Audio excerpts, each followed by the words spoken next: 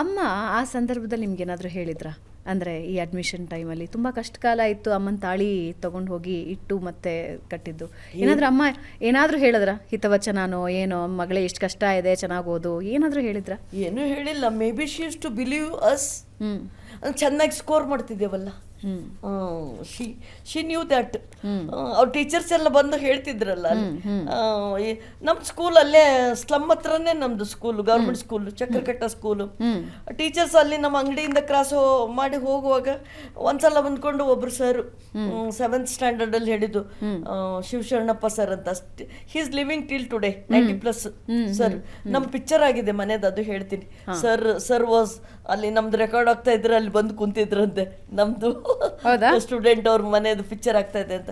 So sir came and told ಅಮ್ಮ ಅಂತೆ, ಈ 7ನೇ ಕ್ಲಾಸ್ ಇರುವಾಗ, ಇವತ್ತಿಂದ ಅವಳಿಗೆ ಅಲ್ಲಿ ಕೂಡಿಸ್ಬೇಡ್ರಿ ಅಂಗಡಿ ಒಳಗೆ, ಅಲ್ಲಿ ಮಾರ್ತಿದ್ದೇವಲ್ಲ ನಾವು ಅಮ್ಮನ ಜೊತೆಯಲ್ಲಿ ತರಕಾರಿ, ಹಣ್ಣು ತರಕಾರಿ.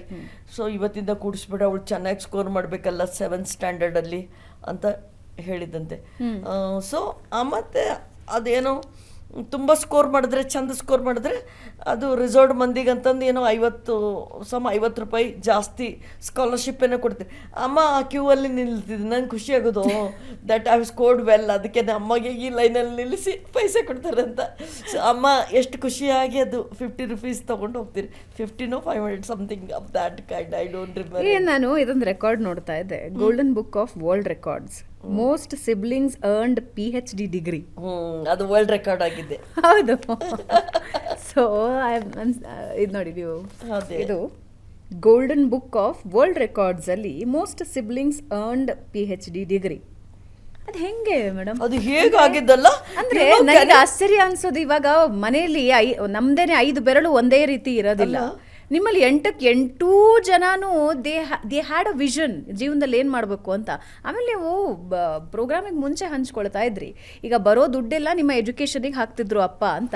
ಹೆಂಗೆ ಮ್ಯಾನೇಜ್ ಆಗ್ತಿತ್ತು ಈ 8 ಜನ PhD ಮಾಡಕ್ಕೆ ಹೆಂಗೆ ಸಾಧ್ಯ? ಒಬ್ಬೊಬ್ರು ಒಂದು ಅದ್ಭುತ ಪೊಸಿಷನಲ್ಲಿ ಇರಕ್ಕೆ ಹೆಂಗೆ ಸಾಧ್ಯ? ಅಲ್ಲ, ಅಪ್ಪ use to earn only 200 rupees ಅಲ್ಲ, ಆ 200 ಎಲ್ಲ ನನಗೆ ಕೊಡ್ತಿದ್ರು ಅವ್ರು MBBS ಮಾಡುವಾಗ. ಕಷ್ಟ ಅದು ನಾನು ವಿಚಾರ ಮಾಡ್ತಿದ್ದೆ, 200 ನನಗೆ ಕೊಟ್ಟರೆ ಉಳಿದು ಅವ್ರ ಮನೆ ಹೇಗೆ ರನ್ ಮಾಡ್ತಾರಂತೆ. ಒನ್ ಟೈಮ್ 5 ತಂಗಿಯರು ಯೂನಿವರ್ಸಿಟಿಯಲ್ಲಿ ಓದ್ತಾ ಇದ್ದಿತ್ತು. 5 ತಂಗಿಯರು ದೇವೇರ್ ಇನ್ ಡಿಫ್ರೆಂಟ್ ಇದು ಯೂನಿವರ್ಸಿಟಿಯಲ್ಲಿ ಓದ್ತಾ ಇದ್ದಿದ್ದು. ಮತ್ತು ನಾನು MS ಮಾಡ್ಲಿಕ್ಕೆ ಹೋದಾಗೆ ನಾನು ಪ್ಲ್ಯಾನ್ ಮಾಡಿದೆ, ನನಗೇನಾದರೂ ಕೆಲಸ ಮಾಡ್ಲಿಕ್ಕೆ ಹೇಳ್ಬೋದು ಇವರು ಅಂತ. ದೆನ್ ಅಲ್ಲಿ ತುಂಬ ಸಾಹುಕಾರ ಮಂದಿ ಮನೆಯಲ್ಲಿ ಹಿಟ್ಟಿನ ಗಿರಣಿ ಇತ್ತು. ಸೊ ಅಲ್ಲಿ ಒಬ್ಬನು ಮುಸ್ಲಿಮ್ ಇದ್ದ, ಅವನ ಅಪ್ಪನ ದೋಸ್ತವನು. ಸೊ ಅವನ ಹತ್ರ ತುಂಬ ಕ್ಯೂ ಇರ್ತಿತ್ತು, ಬಿಕಾಸ್ ರೊಟ್ಟಿ ಈಸ್ ನಮ್ಮದು ಮೇನ್ ಫುಡ್ ಅಲ್ಲ ಗುಲ್ಬರ್ಗದಲ್ಲಿ. ಸೊ ರೊಟ್ಟಿ ಇರಲಾರ್ದೆ ನಮ್ದು ಊಟ ಇಲ್ಲ, ಅದು ಮೇನ್ ಸ್ಟೇಪಲ್ ಡಯಟ್ ಅಲ್ಲ. ಸೊ ಅಲ್ಲಿ ಹಿಟ್ಟು ಮಾಡಿಸ್ಕೊಳ್ಳಿಕ್ಕೆ ಹೋಗ್ತಿದ್ದೇವೆ ನಾವು. ಅವನು ನಮ್ಮಪ್ಪಗೆ ಗೊತ್ತಿದ್ದ ಸಲುವಾಗಿ ಅದು ನನ್ನ ಬುಟ್ಟಿ ಸ್ವಲ್ಪ ಮುಂದಕ್ಕೆ ಮಾಡಿ ಮಂದಿಗೆ ಗೊತ್ತಿರ್ಲಾರ್ದಂಗೆ 2 AM ಅವನು ಹಿಟ್ಟು ಹಾಕಿ ಕೊಡ್ತಿದ್ದ. ಸೊ ಎಷ್ಟು ಥ್ಯಾಂಕ್ ಯು ಸೋ ಮಚ್, ಇಷ್ಟೊತ್ತಿಗಾದರೂ ಅವ್ನು ಕೊಟ್ಟು ನನ್ನ ನಸ್ಕಲ್ಲಿ 2 AM. ಸೊ ಅಲ್ಲಿ ಮತ್ತೆ ಆ ಸಂತೆ, ಗುಲ್ಬರ್ಗದಲ್ಲಿ ಸಂತೆ ಆಗ್ತಿತ್ತು ಅಂತ ಹೇಳಿದಲ್ಲ, ಆ ಸಂತೆ ಮುಗಿಸ್ಕೊಂಡು ಬಂದ್ಕೊಂಡು ಅಲ್ಲಿ ಲಮಾಣಿ ಮಂದಿ ಎಲ್ಲ, ಹಳ್ಳಿ ಊರು ಮಂದಿ ಎಲ್ಲ, ಅಲ್ಲಿ ನಮ್ಮ ಅಂಗಡಿ ಎದುರಿಗೆ ಇನ್ನೊಂದು ಗಿರಣಿ ಇತ್ತು. ಸೊ ಅಲ್ಲಿ ಕ್ಯೂ ಹಚ್ಕೊಂಡು ನಿಂದಿರ್ತಿದ್ರು ಅವರು. ಆಮೇಲೆ ನಾನು ಚಿಕ್ಕವಳಿದ್ದಾಗೆ ಅಪ್ಪ ಅಮ್ಮ ಮಾತಾಡ್ತಾ ಇದ್ದಿದ್ರು, ಐ ಓವರ್ ಹರ್ಡ್ ಇಟ್. ಅಲ್ಲಿ ಒಂದು ಗಿರಣಿ ಮಾರ್ಲಿಕ್ಕಿತ್ತದು ಹಳೇದು.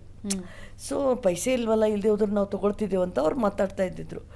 ದೆನ್ ನಾನು ಅಂದ್ಕೊಂಡೆ, ನನಗೇನಾದರೂ ಇವ್ರು ಕೆಲಸ ಮಾಡ್ಲಿಕ್ಕೆ ಹಚ್ಚಿದ್ರೆ I will not become surgeon.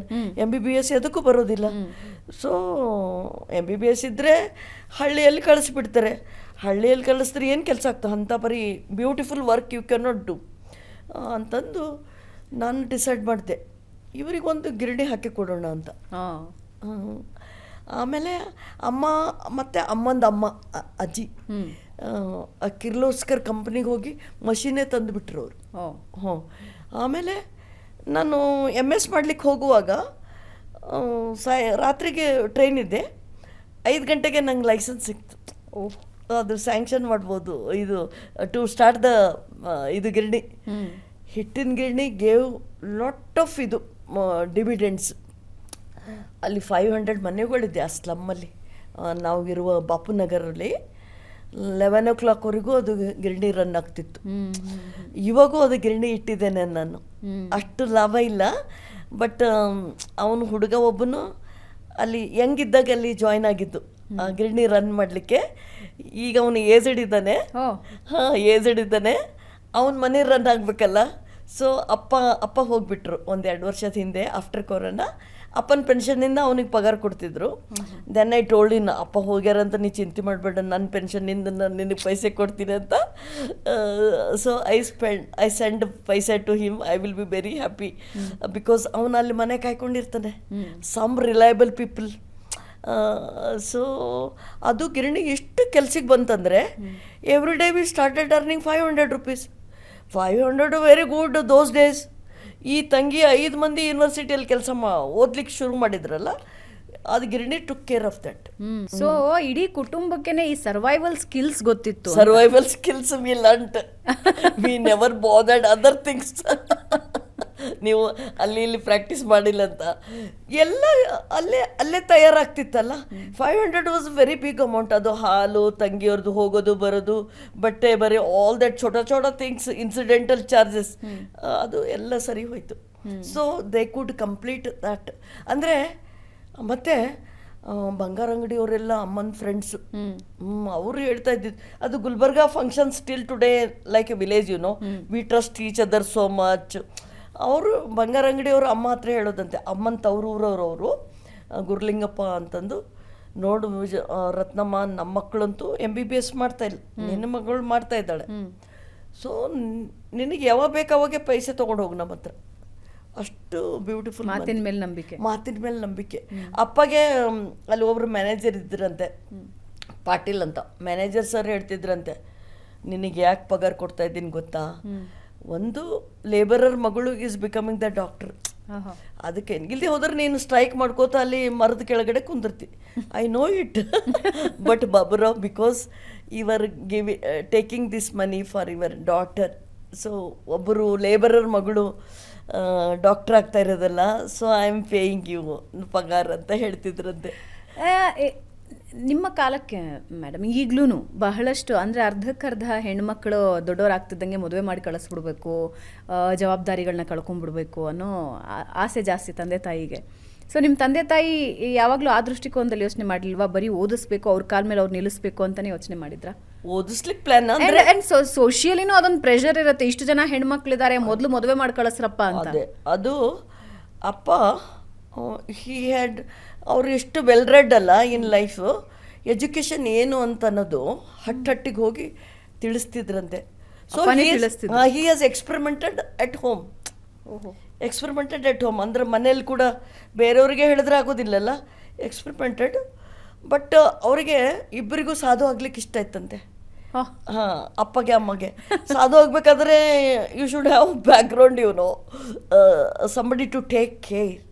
ಸುಮ್ಮನೆ ಸಾಧು ಆಗಿ ಅಂತ ರೋಡ್ ಮೇಲೆ ಓಡಾಡಿದ್ರೆ ಆಗೋದಿಲ್ವಲ್ಲ. ಸೊ ನನಗೆ ಬ್ಯೂಟಿಫುಲ್ ಎನ್ವೈರ್ಮೆಂಟ್ ಸಿಕ್ತು. ಸೊ ಅವ್ರಿಗೆ ಸಾಧು ಆಗ್ಲಿಕ್ಕೆ ಇಷ್ಟ ಇತ್ತಲ್ಲ. ಆಮೇಲೆ ನನ್ನ MBBS ಆದಮೇಲೆ ಅಪ್ಪ ಹೇಳಿದ್ರು, ನೋಡು ವಿಜಯ್, ನಿನ್ನ ಪೈಸೆ ಎಲ್ಲ ನಮ್ಗೆ ಬೇಕಾಗೋದಿಲ್ಲ, ಬೇರೆಯವರೆಲ್ಲ ಹೇಗೆ ಸಮಾಜ ಮಾಡಿಕೊಂಡೆಲ್ಲ ಇರ್ತಾರಲ್ಲ ಅದೇ ಥರ ನಿಂದು ಕೂಡ ಮ್ಯಾರೇಜ್ ಮಾಡ್ತೀವಿ ಅಂತಂದ್ರು. ಮತ್ತು ನಾನು ಅಪ್ಪಗೆ ಹೇಳಿದೆ, ನೋಡಪ್ಪ, ನನಗೆ ಅಷ್ಟು ದೊಡ್ಡ ಮನಸ್ಸಿಲ್ಲ. ಈಗ ಒಂದು ಮನೆಗೆ ಹೋಗಿ ಅದು ನನ್ನ ಮನೆ ಅಂಥೇಳಿ ಅವರಿಗೆಲ್ಲ ಚೆಂದಾಗಿ ನೋಡ್ಕೊಷ್ಟ ದೊಡ್ಡ ಮನಸ್ಸು ನಂದಿಲ್ಲ.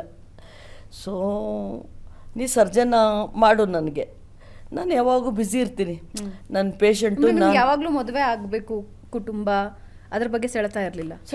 ಅಪ್ಪಗೆ ಹೇಳಿದೆ ನಾನು, ನೋಡಪ್ಪ, ಅದು ಸರ್ಜರಿ ಮಾಡ್ತೀವಿ, ಸರ್ಜರಿ ಆದಮೇಲೆ ಕಾಂಪ್ಲಿಕೇಶನ್ ನಾವೇ ಕೈ ಹಾಕಿ ಮಾಡಿದ್ದಿರ್ತದೆ. I have to repair it myself. So ಯಾವಾಗ ಬ್ಯುಸಿಯಾಗಿರ್ತೀನಿ, ನೀ ನನಗೆ ಸರ್ಜನ್ ಮಾಡು, ಮತ್ತು ಬಿಗ್ ಇನ್ಸ್ಟಿಟ್ಯೂಷನ್ ಕೊಡಿಸು ನನಗೆ, ವೆರಿ ಬಿಗ್ ಇನ್ಸ್ಟಿಟ್ಯೂಷನ್, ಅಲ್ಲಿ ಚೋಟ ನಂಗೆ ಆಗೋಲ್ಲ ಅಂತಂದು. ದೆನ್ ಕಿಡಬಾಯ್ದೊಳಗೆ ಒಂದೇ ಪೋಸ್ಟ್ ಇತ್ತು. Then I told my father, ಅದು ಲೆಕ್ಚರರ್ ಪೋಸ್ಟ್ ನಾವು ತೊಗೊಳ್ಬೇಕು, you do whatever you want ಅಂತ. ಸೊ ಹಾಗಾಕೊಂಡು ಅಪ್ಪ ಹೇಳಿದ್ರು. MBBS ಆದಮೇಲೆ ನಾನು ಹೇಳಿದೆ, ನೋಡಪ್ಪ, ನನಗೆ ಹೀಗೆ ಇರಬೇಕು, ಒಂದು ಮನೆ ಬೇಕು ಮನುಷ್ಯನಿಗೆ ಹುಟ್ಟಿದ ಮೇಲೆ, ನಾನು ನಿಮ್ಮ ಜೊತೆ ಇರ್ತೀನಿ, ಐ ವಿಲ್ ಸ್ಟೇ ಹಿಯರ್. ಮತ್ತು ನೀವು ಏನಾದರೂ ಫೋರ್ಸ್ ಮಾಡಿಕೊಟ್ರೆ ನಾನು ಆಫೀಸ್ ಬರೋದು ಗ್ಯಾರಂಟಿ. ತಂಗಿಯವ್ರದ್ದು ಏನು ಕತೆ ಆಗ್ಬೋದು ನಾನು ಅಷ್ಟು ಅಡ್ಜಸ್ಟಿಂಗ್ ಮನುಷ್ಯಳಲ್ಲ.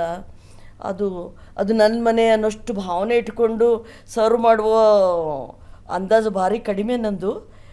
ನನಗಿದು ಬ್ಯುಸಿ ಬಿಟ್ಟು ಬಿಡು, ನನಗೆ ಬಿಗ್ ಇನ್ಸ್ಟಿಟ್ಯೂಷನ್ ಕೊಡಿಸು, 24 ಗಂಟೆ ಕೆಲಸ ಮಾಡೋದು, then I will not have any connection with the world ಅಂತ ಅಪ್ಪಗೆ ಹೇಳಿದೆ.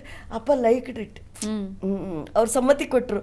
ನೋಡು Vijay, brahmacharya is a great work, great living, ನಿನಗದು ಇಷ್ಟ ಇದ್ದರೆ ಫೈನ್ ಅಂತ ಅಪ್ಪ ಒಪ್ಪಿಗೆ ಕೊಟ್ಟರು. ಲಕ್ಕಿಲಿ ಐ ವಾಸ್ ಎಲ್ಡೆಸ್ಟ್ ಅಲ್ಲ, ತಮ್ಮ ನನಗೆ ಫೋರ್ಸ್ ಮಾಡಿ ಅಮ್ಮ ಒಪ್ಪಿದ್ರು. ಮನೇಲಿ ಎನ್ವೈರ್ಮೆಂಟ್ ಆ ಥರ ಇತ್ತಲ್ಲ ಬದುಕಲಿಕ್ಕೆ. ಆಮೇಲೆ society started agreeing with me ಆ ಲೈಫ್ ಸ್ಟೈಲಿಗೆ. ಸೊಸೈಟಿ ಕೂಡ ನಂಬಬೇಕಲ್ಲ ಅಲ್ಲಿ.